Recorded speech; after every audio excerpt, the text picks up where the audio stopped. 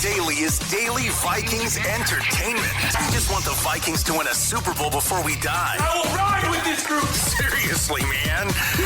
Please. And away we go. Man, I'm so proud of Judd. He just told us off microphone that all of the great shows we did yesterday and the takes from Judd, coffeeless. Was it yesterday? Yeah. The coffee maker has been on sort of like, it wasn't brewing, right? For like 2 weeks, but it would slowly brew. Well, yesterday it wouldn't work at all. So I was without coffee. I literally had a headache all morning. And then I'm like, I'm really groggy. I feel off on my takes. Like I was like a pitcher. Couldn't have noticed from our end of things. Battling arm fatigue. Yeah. And so now you were just crossing your fingers each day that coffee machine was going to work.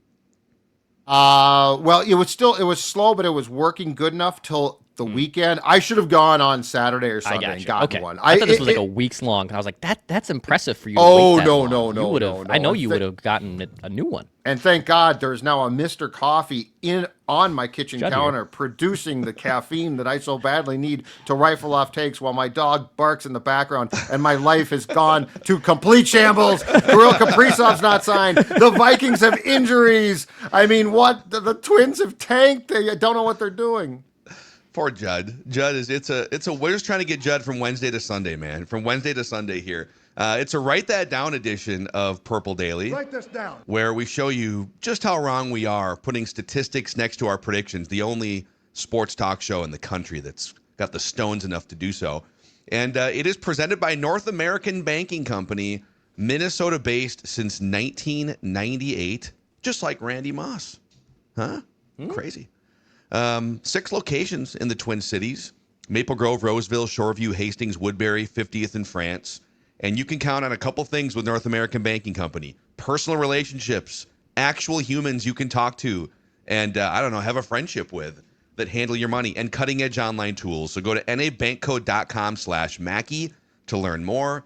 Member FDIC, equal housing lender. Write this down. All right, dudes. Let's get to the accountabilities here.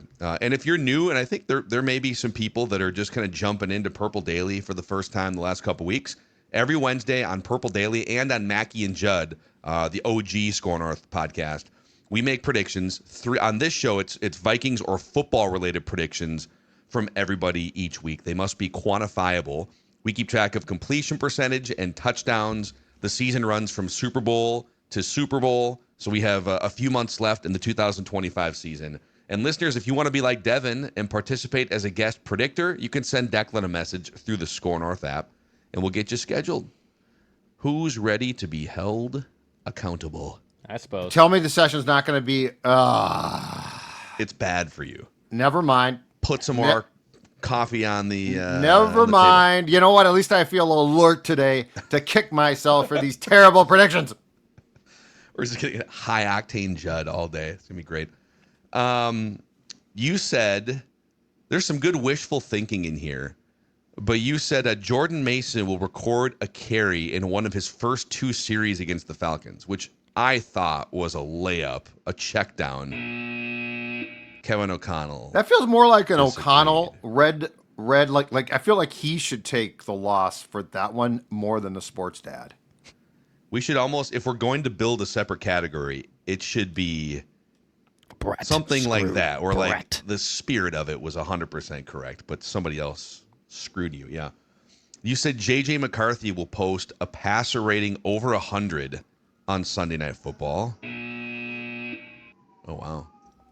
That's the hot take. That's hot take cops. That's either the hot take cops or the wambulance for Judd's accountability. I actually drove by the Mackey home yesterday on my way to Padres. Okay. I waved. Let's not tell everyone exactly where the Mackeys live. I didn't. I just said I drove by the Mackey home. That could be anywhere. That could be anywhere. I drove by the Mackey home on my way to Padres. Judd lives in the Did you West. think about stopping by and like, hey, I wonder if Phil, so we could, I don't know, maybe get some coffee or... No, I didn't even give it a thought. I was on my way somewhere, but I drove by. But yeah, I did not. So the address I drove by. No, it was very specifically. Apartment 18B. How did you know? Ashton Genty will have no fewer than 2 touchdowns in week 1. This one should have come off the board last week. J.J. McCarthy will start all 17 regular season games. And unfortunately, we have to take this one off the board, too. Joe Burrow will win NFL MVP for the 2025 season. Oh, well. Why did I? What if he comes back with 4 games left and it's just unbelievable? Well, yeah, then we'll put it back on the board. That McCarthy starting all 17 regular season games, I must have really drank some Kool-Aid for that one because he's been hurt. So that was a really stupid prediction. That's on me. And then there's 2. One that you hit on the first leg of a parlay here, and then we'll highlight another one. You said Dallas Turner will have at least 1 sack and 1 interception within the first 4 games of the season. You're halfway home. He just needs a Van Ginkel-like interception at some point, and you'll get that point. And you said, I just wanted to bring this to the table because there might be some questions about whether this did or didn't happen. The Vikings tried officially 1 tush push in that game. Yeah. It was the first 4th down. You said the Vikings will use a tush push, and Jordan Mason will be seen pushing J.J. McCarthy. But I think you said at some point this season. So this stays on the board. It was Aaron Jones on the field for the first tush push that McCarthy fumbled. Which, again, makes no sense at all. That makes zero sense at all. Aaron Jones, nice little guy, but he's a little guy. Anyway. So they've now had, in the last couple of years, and I listen, I ride with KOC still, but you've had Brandon Powell and Aaron Jones on the field for tush pushes. What are we doing here? It's Brandon a great Powell, question. especially last year. Like, Yeah. what is he going to do back there? Right, but let's use a more solid firm. In fact, guess what? I would take that being wrong if they had just handed the ball to Jordan Mason. Yeah, and that's what it's funny. Anyway, now that we've had Cyril's on yesterday, Boone did the trenches film breakdown last night, and both guys. No, Boone was a little more forgiving in that they didn't run any plays, but the split of run pass was pretty good. It was like very 50-50, but a lot of really smart people who played in the NFL telling everyone else that Jordan Mason should get the ball more. So we'll see if that happens. All right, pretty good week for your guy here. We'll start with the bad. I said the Vikings will score a touchdown on their first offensive drive. I said Jordan Mason would score a touchdown this season before Aaron Jones. The wheel route week 1. This should have come off the board. I did tell you, I warned you, that a Vikings rookie returner would fumble a kick or a punt return in the month of September.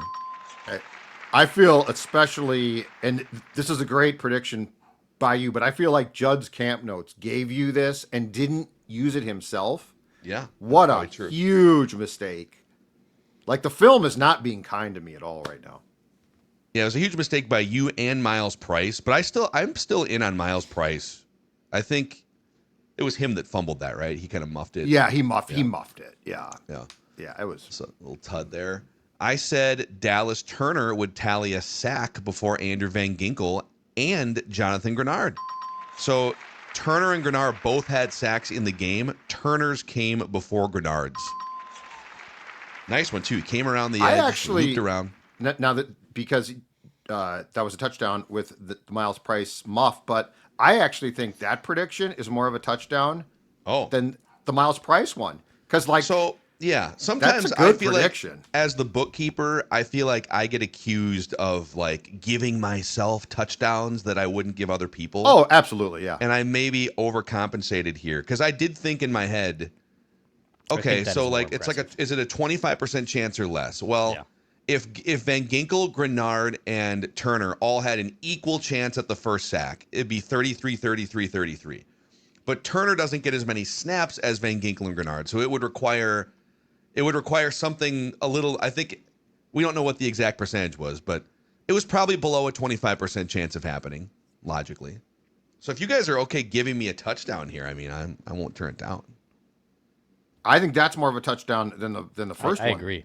That's a touchdown. I don't know that the returner, like, it's a great prediction. I don't know if that's a touchdown. But Dallas Turner, I think is like, if you had told me that, and you know, the Gingster did play, Mr. Van Ginkels did play the first game, I would have said, yeah, Grenard and Mr. Van Ginkels for sure have sacks before Dallas Turner. Yep. So, okay. I said the Bengals would start 2-0 to begin the season, which, like, probably could fight for that being a touchdown because they always start 0-2. But they were playing two teams that they were absolutely Terrible. favored against, Yep. and Joe Burrow was healthy going into those games. So just a solid little chunk gain. Okay, listeners, Jason said the Vikings would start the season 4-0. And I think that was the only one that came off the board this last week, which is kind of shocking. But just to highlight one here, Adrian said, J.J. McCarthy will throw a touchdown pass in at least 18 different games, regular season and playoffs. Mathematically, this is still alive because he threw two of them in the first game. And if let's say he misses a game or two and they make a playoff run and he somehow throws a touchdown pass in every single game all the way through, mathematically this stays on the board at least for a couple more weeks. So it would be pretty miraculous. But okay, Declan, not terrible. We'll start with the bad. You said the Vikings offense would produce a scoring drive on their first drive against the Falcons. You said Jordan Mason scores a rushing touchdown inside the red zone against the Falcons. You said the Vikings would announce offensive starters in week 2 at US Bank Stadium. So I think that was likely, but it's the first leg of a parlay here. Yep. And Adam Thielen will be the first or last one announced and confirmed by the sports dad. Thielen was first out of the gate. Yeah. That's a tud. Good tutty. Quite a pop there, too. Quite a pop from the fan base. I mean, it was a very easy thing to accomplish. Like, I'm glad they did this because I figured it'd be first or last. And I had it written down like 3 weeks ago. I think I wrote it down at the fair, at the fair. I banked it, and then I'm glad I snuck it in because I almost forgot to get it in there last week. Maybe Thielen can sneak in a couple more receptions. That'd be good too. Week 3. You said Christian Darrisaw would miss at least the first 2 games of the regular season. I'll take it. Good week. That's bordering on a touchdown just because of how optimistic everyone was during training camp. But at the end of the day, he tore his ACL, and that's fine. Good chunk play. So with that, I lead the completion percentage category on the season, 50%. Declan, 37%. Listeners, just a tick below 37%. Judd, a tick below 34%. Declan leads with 8 touchdowns. I have 7, actually, because you guys were gracious. Judd was 6, listeners with 4. And then all-time stats dating back to 2021. Declan, 36.8% completions, leads that category. I now have 65 touchdowns, one more than the listeners at 64, but Declan closing in at 61, Judd at 53. So those are your write that down statistics here. Write this down. I don't want to do this anymore. Just terrible. Do what? Oh, write that down or Just the life? entire thing. I just don't want to do this anymore. The Vikings have broken you, or write No, that no, down? no. I got my coffee. I'm all in on life. Write that down. I'm very much out on. Let's get Devin in here, our guest listener predictor, How's it making going? his debut. Devin, what's up, man? Hey, Judd, Mr. Van Ginkle sounds like a villain in a horror movie. Well, the Yeah? season's not over yet. Maybe he turns out to be. Oh, it does. It sounds like a Friday the 13th and like the Halloween franchise, doesn't it? It sounds like a lot of things, yeah. Yeah. It just Like doesn't you just sound wearing like a a football mask? player. You know, He definitely would wear a mask. when someone hit us up, it might have been for Feedback Friday, but like, why would you because he almost had one of those classic pick sixes in week 1. Why do teams run that play, that little like kind of flare pass out, that little screen or whatever you want, bubble screen? Why would you ever run that to his side of the field? Because he basically is like Michael Myers walking slowly toward the football. And he has jumped that play in a season plus with the Vikings, 2 pick sixes, 2 dropped pick sixes last year, and a near pick 6 in week 1. So he's basically once every 3 games, he's good to blow that play up. Just throw it to the other side. Anyways, give us your fan story, Devin. When did you start getting hooked on this football team? Like 2008. My mom moved around a lot, so she was constantly trying to get me to be a fan of whatever team was there. So I could have been a Cowboys fan when they had Troy Aikman and everybody. That would have been a lot less painful. But and then I lived with my dad, and he didn't watch sports at all. and he had a friend that was obsessed with the Vikings, like had a Vikings bar in his basement, had like every team's helmet up on the wall so he could keep track of division rankings. Wow. And then that was so the he would year. like change those helmets every awesome. week. Yeah. That's awesome. That's kind of cool. And then that was the year they had Adrian Peterson. So I saw one game with Adrian Peterson. And I was like, yeah, I'll do this. Yeah. He was fun, man. It's been kind of a rough sled for him post career, but in terms of just fun Vikings players to get hooked on and watch, you could do a lot worse than 2008, 2009 2007 Adrian Peterson was the year before you jumped on board, where he broke the single game rushing record. Yeah. So we're going to start with Devin, over to Judd, Dex, and then I'll round it out. You're first out of the gate here. If you are ready, Devin, Write that down. let's do Yeah. it. So almost all my predictions are for this next game because I want to bump those numbers up for the listeners. And they're all really optimistic. So everybody might hate the positivity, but my first one is Wentz will throw at least one touchdown to Jettas in the first half, and Jettas will finish with 100+ yards for the first time this year. Okay. Love the parlay there. Love it. It'd be nice to see those things. It is Yeah, so, no, I think having a vet in there is going to be a massive difference than what we've been watching. Yeah, and Kevin O'Connell made a point on KFXN Radio and the Vikings Entertainment Network to say how great Carson Wentz looked at practice on Thursday, the day that J.J. McCarthy was at the hospital. He's like, hey, man, I don't think the ball hit the ground more than once the entire practice. That's how great Carson Wentz was behind closed doors on Thursday. Effusive in his praise. Yeah. Effusive.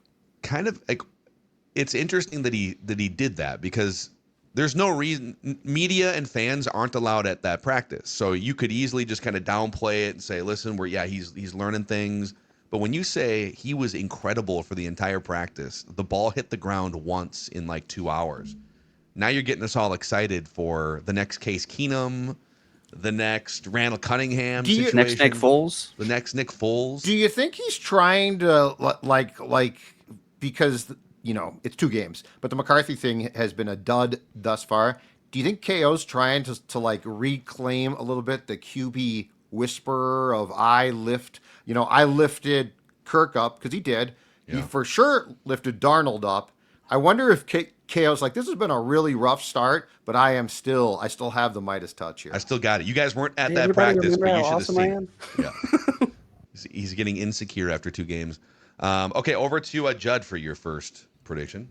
Write that down. All right, Carson Wentz, write this down, will throw 2 or more touchdown passes on Sunday against the Bengals. I think Carson Wentz will play well. I mean, this offense has too many components, and I know that the line is certainly down some potentially key guys, but this offense has too many components to think that they are not going to start to produce a little bit more. So I'm going to put Carson Wentz on 2 or more touchdown passes against Cincinnati. Yeah, I'm struggling with the components, because if Darisaw is out, and Declan brought up the 49ers Trent Williams thing, where like for years when Trent Williams is out, that offense is completely pedestrian. But when you put him back, when you put the left tackle back in, it just clicks everything else back into place. And I go back and forth, because the Vikings won a bunch of games without Christian Darisaw last year, but without him this year, it looks like a disaster. And Boone did a great job breaking that down on the Trenches episode of if you click Darisaw back in, it's kind of a cascade effect across Donovan Jackson and some of the twists that were mixed up. So if they don't have Darisaw, my offensive expectations are still going to be pretty low, even if Carson Wentz is more ready than J.J. McCarthy. But over to Dex. Write this down. Like a Carson Wentz prediction, too. Write this down. Carson Wentz posts a QBR of at least 60 against the Bengals, which, spoiler alert, for our quarterback cesspool challenge, I will not be taking Carson Wentz because I know how this game is going to go. I've seen this act too many times. Even with Darisaw most likely out again, which is a big thing. This is just folklore coming full circle for the 100th time for this franchise, and I expect Carson Wentz to play well, and this is coming from someone who can't stand watching this quarterback. This is how this happens with this franchise. So, Why? Carson Wentz. Your hate for him is like off the charts odd. Like Yeah, I'm get- curious about that too. I want to zoom out even further. Your feelings about quarterbacks in general are like miscalibrated because you have this like strong hatred for Carson Wentz as a quarterback, but this love for Drew Lock on the other hand That's over fun. the years. That's fun. Like Drew Lock thing is fun. It's funny to Is it attach fun? yourself to a guy who's dancing on the sidelines in college. Like that's a gag. That's Carson clearly Wentz dances around when he's happy. I'm yeah, sure. dances around when he's throwing the pick six the other way and getting coaches fired and all that fun stuff. But the Drew Lock thing is completely different. That's fun. You know what? You I've can never stay seen someone off so the bandwagon. angry about the potential of success. Oh God. That's a brilliant way to put that. Devin. Yeah. You get madder about that than I think I do about things, and I consider myself to be a classic overreactor. You are, yes. I would say Declan can stay off the bandwagon if my prediction comes to fruition here, which is Write this down. Carson Wentz. Well, I have multiple Carson Wentz ones. I'll start with this one. Carson Wentz will run for and pass for at least one touchdown apiece. So he'll have at least one rushing and one passing touchdown in this game against Cincinnati. And I'm glad I went first. There's more where that Write came this from. down. All right, Devin, back to you for your second prediction. All right. Jordan Mason will rush for 70-plus yards and at least one touchdown. Now that he's the starter, which he should have been at least the last game, I had been screaming at my TV this entire time, why is Mason not starting? But, yeah, now that he's the starter, I think it's going to be like taking the weights off. Yep. Yeah, it feels like if they do what they should do, which is just hand that dude the ball 20 times and let everything else fall into place, it does feel like it's 2 weeks too late. It's just it's kind of, I don't know. And I know that like last week they just didn't run. You got to convert first downs to get access to more than 40 or 45 plays, and that was part of the issue. But well, it's like a cheat code. The dude gets the ball and he can fall for 10 yards. You see that in Madden in 2009 when you had Adrian Peterson. Even when he got tackled, he'd fall for 10 yards. It was like a cheat. So when you see it in real life, I don't understand why you keep handing it back to Aaron Jones, who can't get 1 yard. And how did he not play? So beyond starting, because starting is at times for a position ceremonial. How do you not play the first two series? That's what I want to know. And how do you decide to have the quarterback fake a pitch to him when you are at the 2-yard line? Like, there's been some weird stuff. I'm not going to lie. Yeah. There's been some odd things from a guy that I think that for the most part does a very good job of calling plays. yep. Write this down. All right, Judd, your second prediction. All right, just to get this on the record, the Dolphins will fire, because I couldn't find this, Mike McDaniel either before the season is finished or within a week of the end of the regular season. Yeah. So Weird vibes. Black Monday's become a little bit more skittish. Like, it used to be like you could count on the heads to roll on Black Monday. It feels like now teams will take a little bit longer than that to decide.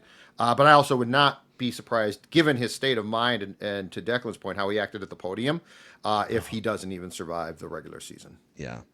What a ride that's been, man. He was they dropped like 70 points. Was it on Washington a couple years ago?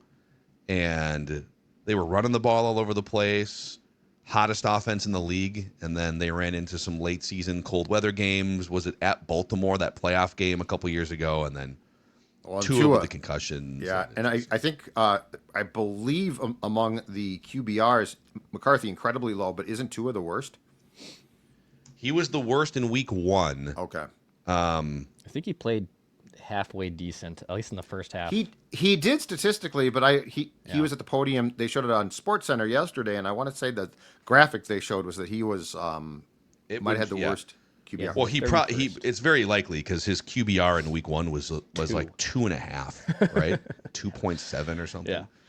So, okay, Dex, second prediction. Write this down. Jordan Mason, write this down, has at least 20 touches and 100 total yards at least against the Bengals. It'll be a healthy party of Jordan Mason in this game. So at least 20 touches and at least 100 total yards against the Bengals. Yeah.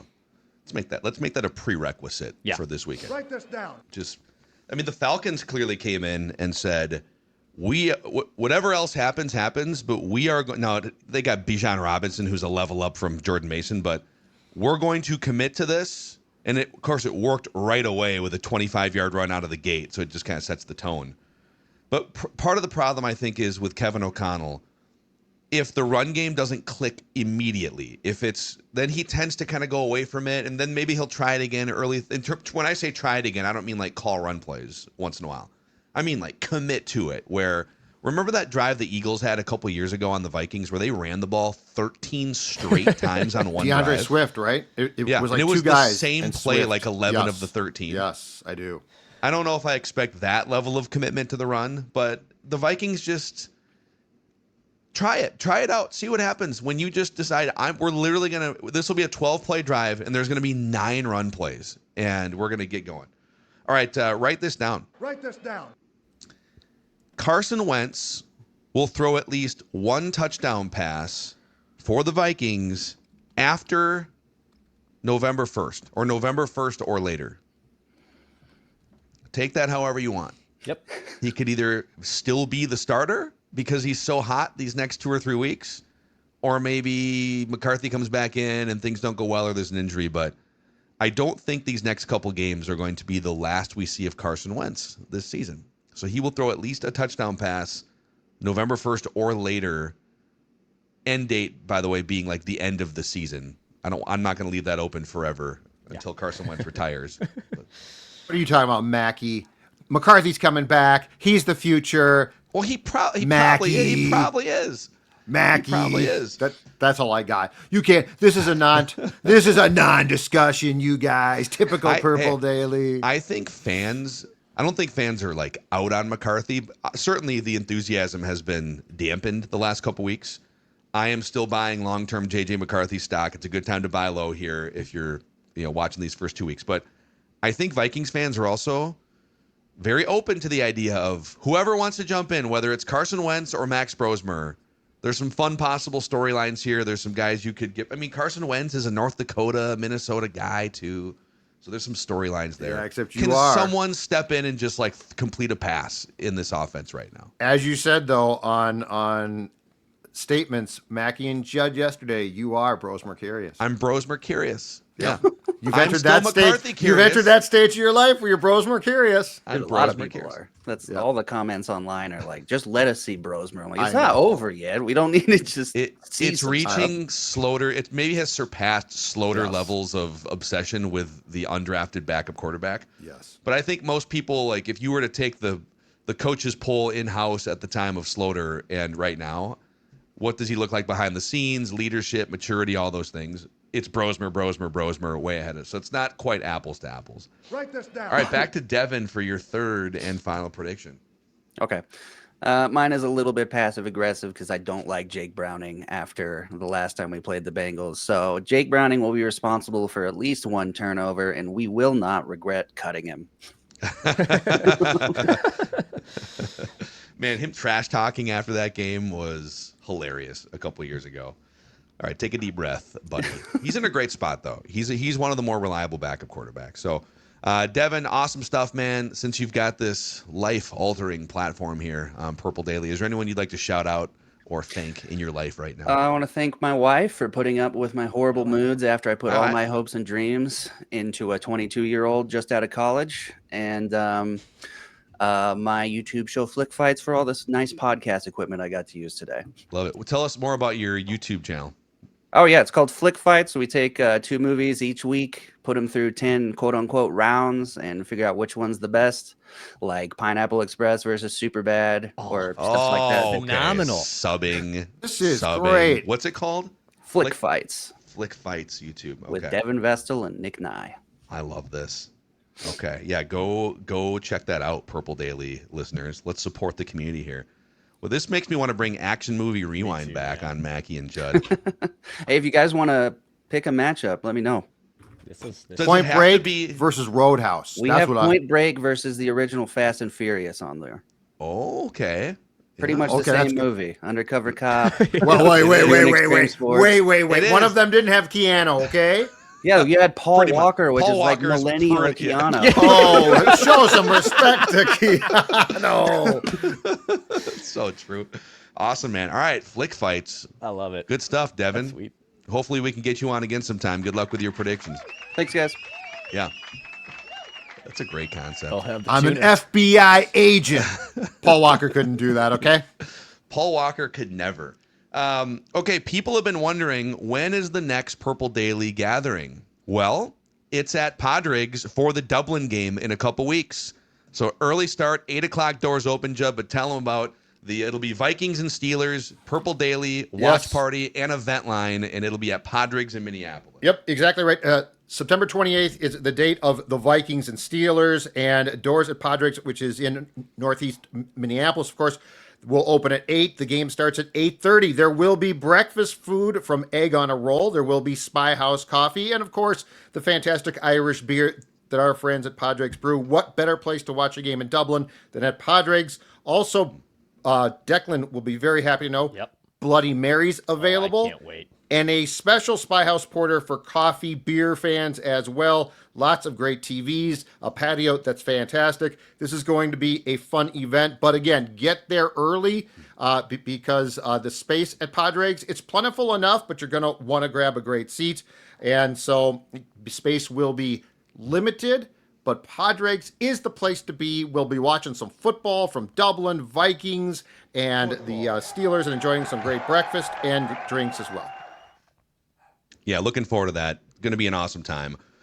So, yeah, you guys know that I recently turned 40, going on 60. And the last, I would say 5 to 7 years especially, have really had issues with that 2 p.m., 3 p.m. mental fog, your energy, unless you're Judd and you're just mainlining coffee all day.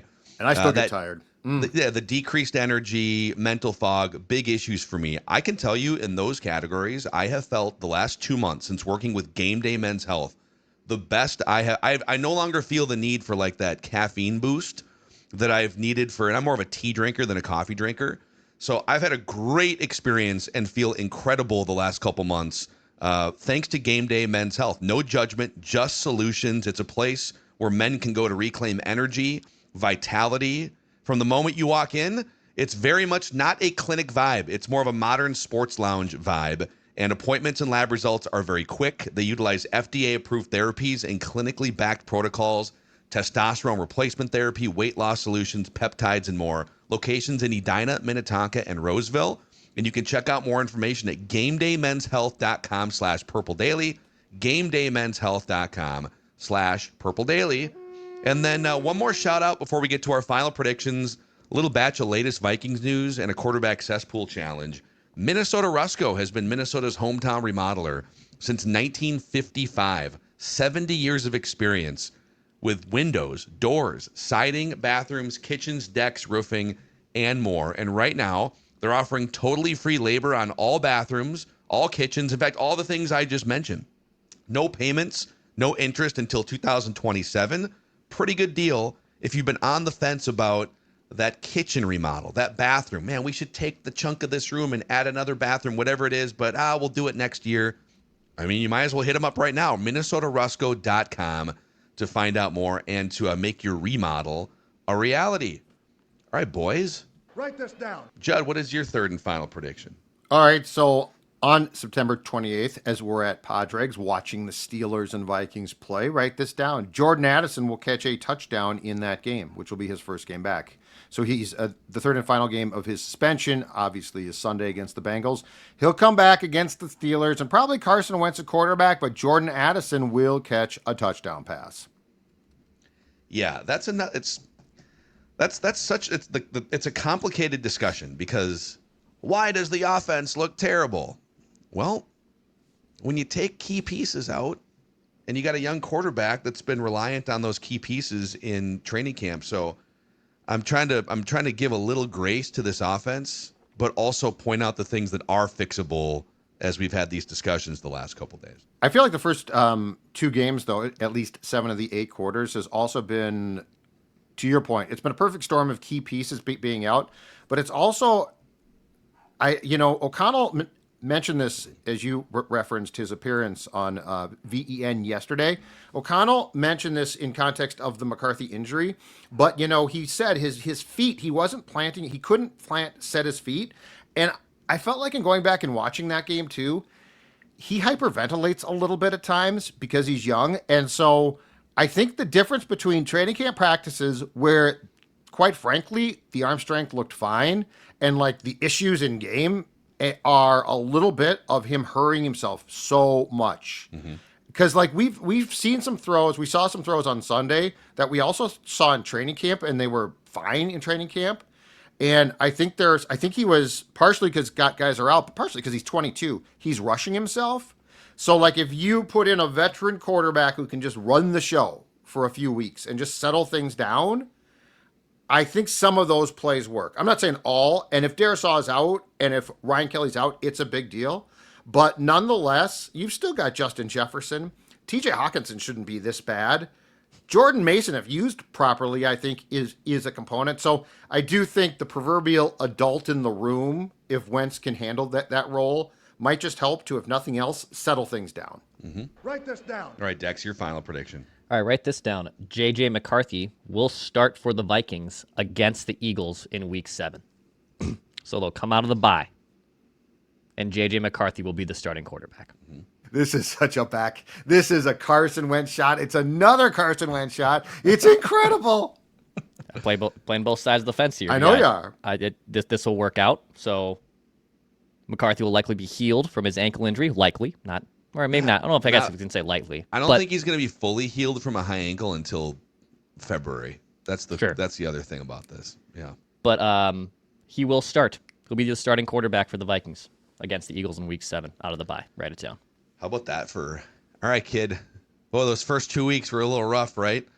So take a breath, and then we'll just ease you back in against the Eagles and the Lions and the Ravens. And yeah, the incredible pressure put on them right now as a team to get some wins. Because, I mean, Sunday was a disaster, but they're 1-1. So, like, you could still, if you can go to Europe and win the 2 games, right? But if you don't, and that gauntlet that's ahead of you, yeah, I mean, there is tremendous pressure right now. There is. I think the pressure is, if you want to make the playoffs, 3-0 in the next 3 games keeps your playoff hopes very, very much alive. 2-1, you probably have to steal a game with J.J. McCarthy or Carson Wentz, depending on who the quarterback is after the bye, that you aren't scheduled to win. You know, that you're an underdog, or you're playing a team that's just ready to pop. And then can you get pieces back together healthy and become a more fully formed product in like November and December? And that is allowed in the NFL. It happens all the time where a team kind of, totally different roster, an example, and a veteran quarterback. But the Rams were like 1-4 to start the season. Last year, they get some things healthy. They get their run game going, their pass rush, et cetera, et cetera. Helps to have a borderline Hall of Fame quarterback who's been in the league for 15 years. So Write this down. yeah. Okay, write this down. I will. I'll take that T.J. Hawkinson slander and turn it around. Okay. I don't think he's cooked. People showed him running a couple weird routes that throw over the middle, where he did like the jazz hands at the top of the break. I think he catches a touchdown pass this week. So I'll say T.J. Hawkinson. This very simple prediction: T.J. Hawkinson catches a touchdown pass this week. Write it down. Write this down. Be nice to see. Yeah. He has not caught. So he caught a touchdown pass against the Rams in the playoff game. When he came back last season, he didn't catch one. He was back for what? 8-10 games? It was more 10. than that? It was like 10 games. So he's gone 12 regular season games without a touchdown catch. Yeah. It's time to go. We got to go. Yeah, gotta thanks, go. Chip Scoggins. We got to go. We got to go. gotta go. We got to go. We got to get to the airport. Chip, go, our man. flight's not till Sunday. Chip we gotta doesn't go. care about that, and I respect that greatly. I would love to fly with Chip Scoggins. Oh, I would can love it. tell you from firsthand experience. If you are willing to go, see, I am an airport guy that likes to get there. I hate like trying to I agree. go late. I agree. But Yeah, go Chip chill takes out. me, and he is me on steroids. So let's say you board at 10 a.m. and the flight leaves at 10:45. Well, so 10 a.m. boarding, 10:45 departure. Mm-hmm. What time do you guys try to get to the airport? And then what time does Chip try to get to the airport? Chip will probably be there by 8:00. Yeah, it's pretty early. Yeah, I probably would get there between 8:30 and 9. It depends. It depends. Morning flight, MSP, I mean, I have Clear, so like that Yeah, can it expedite helps. some of the process. But I'm a big I'm a bag checker, as we've discussed before. So I always have to bake in checking a bag, which Because that's a sometimes you don't variable know. you can't account for that. You Like can't the account clear for that. line, you can kind of account for. The Yep. worst case scenario, it might Yep. be like 15 minutes or The something. thing with the thing with Chip though is, see, Chip takes your philosophy and he ups you with this one. On the beat, Chip's whole thing was, and he's not wrong, but it's impressive, and I wouldn't have thought of it until he told me. He's like, you always have to take the first plane out after a game in the morning, because that way, if there's technical problems, you can get the second plane. Okay. But if you're like, I'm going to sleep in and get the second or third plane, and there's technical problems, Now you you miss might the be press screwed, conferences the and next you got to get day back. and stuff. Yeah, Yeah. like he's got like a playbook of travel. It's super impressive. Boys, before we get to our quarterback cesspool challenge here, let's fire up a round of latest Vikings news. Latest Vikings news. It's more of an off-season segment for us generally, but I mean, there's just stuff happening throughout the week and there's injuries, so I think we'll bring this back as it warrants middle of the week. So just a few things that have popped up in the last 24, 48 hours. Aaron Jones, short-term IR. So he's going to miss at least 4 weeks. Not necessarily 4 games, but it's 4 weeks, right? That's how that works. So the Vikings, for the third time, have brought Cam Akers in. In fact, our guy, Jason Harmon from the Before I Die wing of Purple Daily, he texted a couple of us, and he's got ears and boots on the ground. And there was a fan that took a selfie with Cam Akers. Was it at the airport? Yeah. But people was, were spotting yes. Cam Akers It all was. throughout town yesterday. Hilarious. So he's back, and they didn't even have to give up a draft pick this time. And then the Vikings also signed quarterback Desmond Ridder to the 53-man roster, right? So because McCarthy's not on IR, is he? So they technically they've got 4 quarterbacks right now on the roster going into this Bengals game, and Yes. Ridder was a Bengal throughout the summer. Yeah, and So Brett Rippon is now the backup in Cincinnati. Right. So you got information being traded back and forth. Now, I think there's 2 interesting motives for the Ridder signing. One is intel, but number 2 is he technically would qualify for like a Kwesi, Kevin O'Connell, buy low on a quarterback talent. He was a 3rd-round pick, athletic guy, big guy, and maybe you can, I don't know, my guess is he's probably not going to be on the roster all year. But Cam Akers and Desmond Ridder in purple as of yesterday. Yeah, and so I don't think the Vikings have made this official yet, but Aaron Jones is going to go on IR to your point, and so that's going to mean that Ridder will take his spot. But it feels so far, and it's 2 games, but it feels so far like one of those seasons where you just start to pile up guys. And look, I mean, we all want Mason to start, and we all want Mason to carry the ball more. Nowhere did we say, you know what I hope happens? Aaron Jones gets hurt. Like, he still plays a role. He's an important part of the offense. He's a good veteran. He can, as we saw in the Chicago game on the wheel route, catch passes really well. So it's just starting to feel, and look, the Vikings aren't going to get sympathy because there's a bunch of these teams, but sometimes it just starts to feel like one of those years. And unfortunately, with the amount of guys who were down and are now going down, it doesn't have a real positive feel as far as the breaks going your way. I think that's the best way to put it. Yep, no, that's very eloquently stated. It's because I got coffee today. News. Yeah, It's because I'm fueled up. You're back at base level. So other injuries being monitored this week, and we're going to get the first injury report later in the day on this Wednesday, and then we can react to it tomorrow, Thursday, with Doogie. But Darisaw with the knee, presumably walking up to game time again. Ryan Kelly, concussion, 4th concussion of his career, which means he's more likely to miss games at this point. Your backup left tackle, Justin School, concussion protocol. So you're right now, you're staring down the barrel of Walter Rouse, your 3rd on the depth chart left tackle, starting this game if Darisaw doesn't go. Andrew Van Ginkel, Harrison Smith, Jeff Okudah, Blake Cashman on the defensive side, and then Jordan Addison's not an injury, but he's suspended for 1 more game. So how many of these guys, Darisaw, Kelly, I'll put School off to the side. I'll say Darisaw, Kelly, Van Ginkel, Harrison Smith, Blake Cashman, Jeff Okudah. Of those 6 guys, how many play on Sunday do we think? Well, I think Kelly's out for sure because Yeah. I mean, and look, this should not be. Unfortunately, I hate to say it, it should not be a surprise. I mean, the one thing when he was signed is really good veteran, but he gets hurt a lot, and 4 concussions. I mean, that's a lot. That concerns me. So I say Kelly's out for sure. I might regret this, okay? But on School, are you okay? Let's say he does not play, and your third string left tackle plays.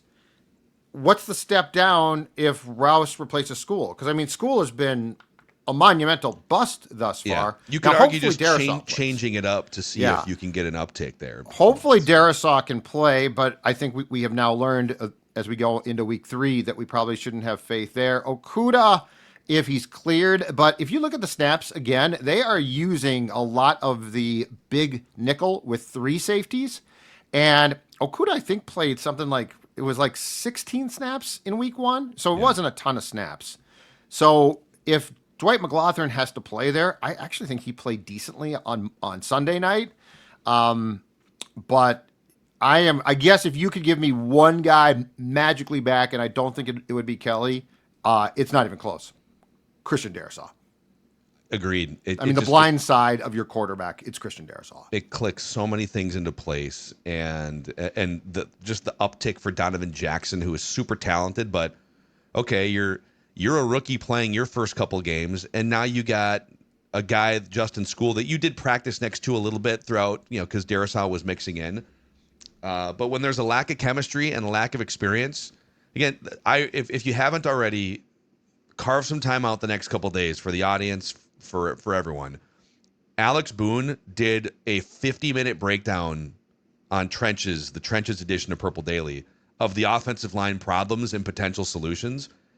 And it's a lot of like young guy mistakes, miscommunications, lack of chemistry. And if I could redo my pie chart of blame from Monday, I would give a much higher percentage to the offensive line. And I'd probably take a little bit away from J.J. McCarthy, maybe a little away from Kevin O'Connell. Because they had some stuff. By the way, we looked at that screen pass, too, that Aaron Jones dropped. Was it a perfectly thrown pass over the oncoming defenders by McCarthy? Not necessarily, but it was there. I mean, it was like the ball plopped right down by the knees and the thighs of Aaron Jones, who's usually reliable. And when you look at that from the all-22 standpoint, the end zone cam, it is a 40-yard gain if he catches that pass. The scheme, everything had the defenders going left, and they dumped that ball over to Brian O'Neill. Did a great job baiting the edge rusher in, like, out of the play, basically. And it was 2 Vikings offensive linemen with 2 defenders covered up and a wide open game. Stuff like that. There was like 5 plays where, boy, if that gets blocked over here or if the running back catches it, the game looks totally different. If you put Donovan Jackson in defense of the kid who graded out really well in week 1 and really poorly in week 2, but if you put him with Juergens and like School or Rouse, I mean, I'm sorry, because the line operates as a unit. It's not independent people. It's 5 guys playing as one. And I mean, the problem is Michael Juergens shouldn't be playing. Like they should have probably had in retrospect a better backup plan at center, just a veteran, because the amount that you're putting on that kid's plate. And now the problem is, since he's probably going to start on Sunday, the amount of more that you have to put on Carson Wentz's plate on protections and things like that. So if I was to go back and second guess something, or I should say first guess it, I would first guess that. They probably should have had a better backup plan. I'm not saying a Pro Bowl player, but I am saying somebody who's played in regular season games before. Yeah. So there's some latest Vikings news for you guys. Latest Vikings news. Yeah.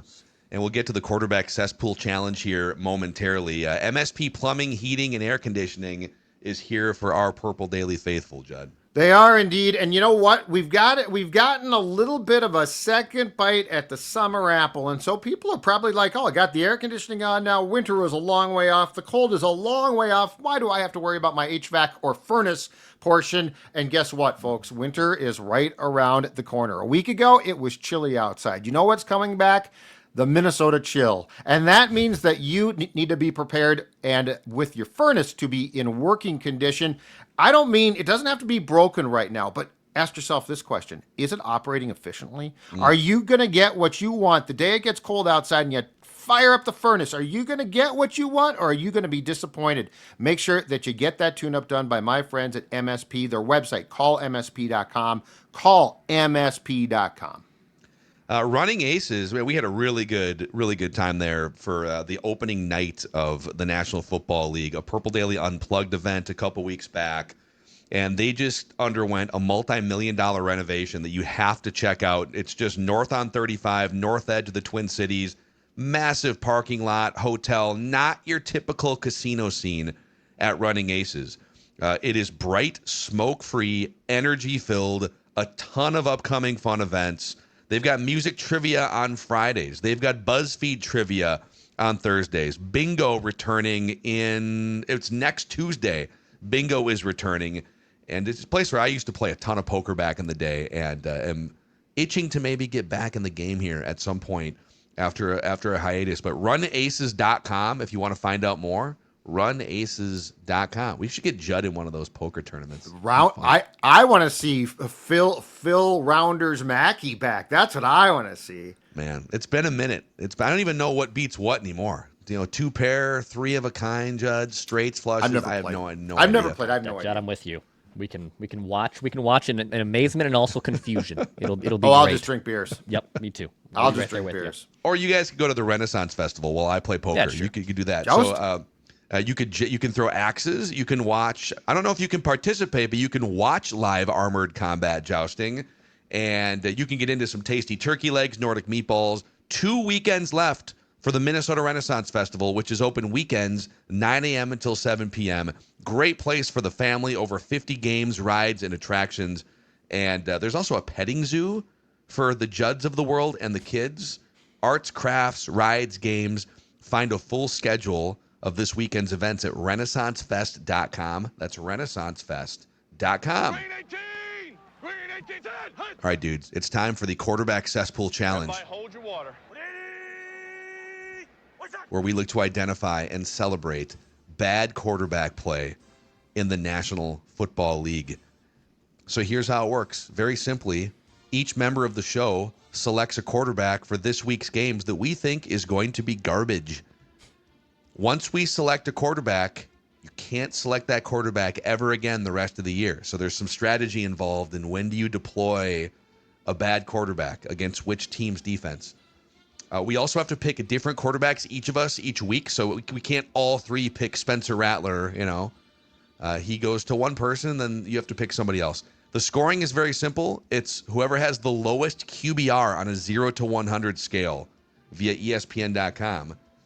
That person who selects the lowest QBR wins for the week. We have season-long standings, and we have the weeklies. And last week, oh God, I correctly identified among the three of us Michael Penix as the worst performing quarterback. He had a 27 QBR, which looked like Joe Montana, Tom Brady in their prime, because J.J. McCarthy was the worst QBR in the entire league in week 2, a 6.1 in that game. Judd selected Joe Flacco, who was pretty bad, a 30.1 QBR.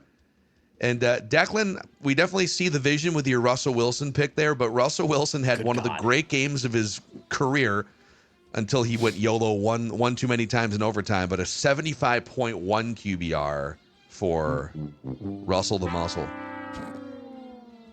So with that, here are the standings. I have 2 wins now in the first 2 weeks and a 17.2 average QBR. Nice little start.